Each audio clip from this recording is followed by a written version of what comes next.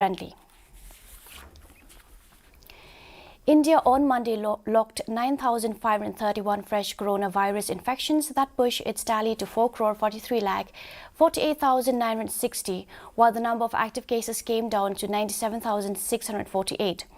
The toll due to COVID-19 climbed to 5,27,368 with 26 more fatalities, including 10 deaths reconciled by Kerala, the data updated at 8 a.m. stated.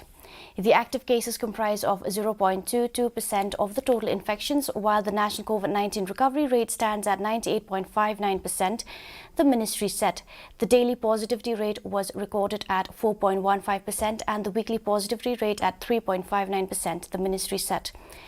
Meanwhile, Meghalaya recorded 6 new cases of coronavirus in the last 24 hours, besides 17 recoveries. The state present has 339 active cases.